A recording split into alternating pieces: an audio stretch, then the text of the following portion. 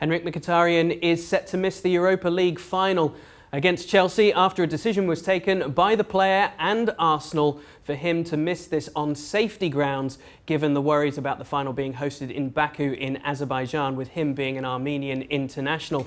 He issued a statement, or at least a message to his supporters, in the wake of his decision. He said, "It's the kind of game that doesn't come along very often for us players, and I must admit it hurts me a lot to miss it. I will be cheering my teammates on. Let's bring it home." Of course, Mkhitaryan won the Europa League with Manchester United in Sweden a couple of years ago.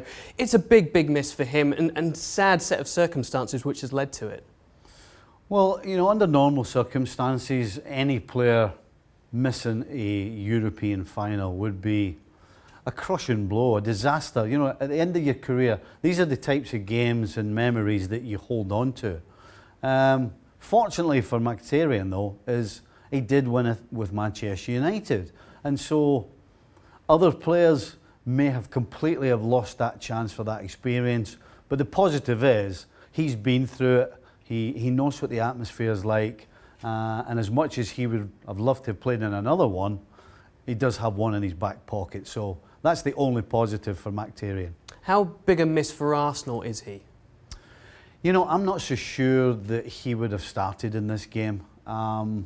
If you look at his form and what he's done on the field since he went to Arsenal, I don't think it merits a starting position in this game. Such a big game, such an important game where everything has to be perfect, because he has been less than perfect.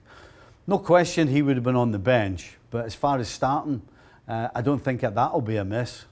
But sure, if Arsenal are in trouble and they need a spark, then obviously him coming on might have given them that. Yeah, and they're not going to be able to opt for him off the bench. Nope. There had been talks about Arsenal perhaps boycotting this, or even trying to get Chelsea to say we'll boycott this as well, because there have been other issues, of course, with the logistics of fans trying to get to Baku. There's only 6,000 tickets for each set of supporters, which seems crazy. But Arsenal, you couldn't see them walking away or forfeiting the chance to get into the Champions League by winning this trophy.